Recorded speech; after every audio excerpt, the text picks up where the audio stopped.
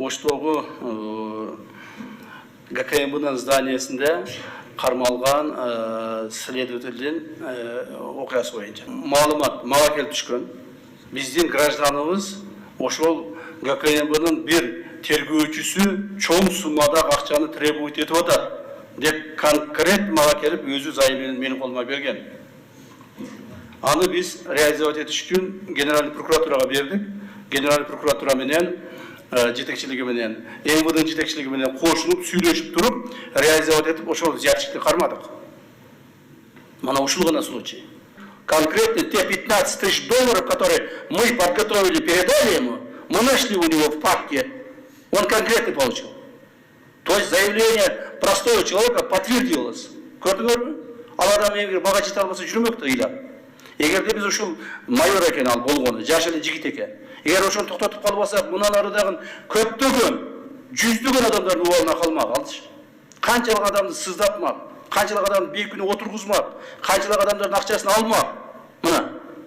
Ал эми бул жерде көптөгөн адамдар, көптөгөн маалымат каражаттары ушул боюнча мамлекеттик органдарды туура эмес коомго маалымат бергендиги үчүн алардын жоопкерчилигин карап чыгыш керек. Вся операция, вся работа проводится под четким наблюдением и поручением президента нашего уважаемого.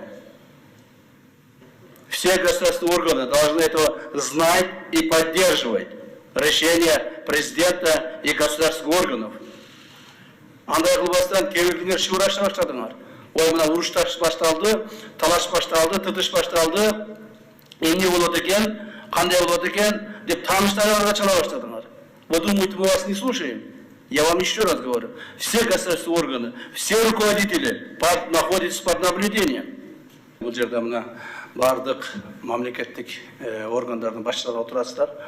Министрлерден баштап, жергиликтүү бийлик органдарынын башчылары, райондук, облустук администрациянын башчылары отурасыздар. Силер тараптан эмне болуш керек? Силер тараптан моралдык жоопкерчилик, моральная ответственность, ребята. Раз вы стали руководителями, будьте руководителями. Малейшие сомнения по отношению руководителя будем принимать меры. И это поручение нашего уважаемого президента.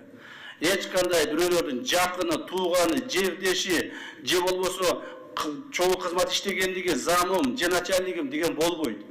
Все, кто нарушает закон, особенно по части коррупции, будет приниматься немедленные меры.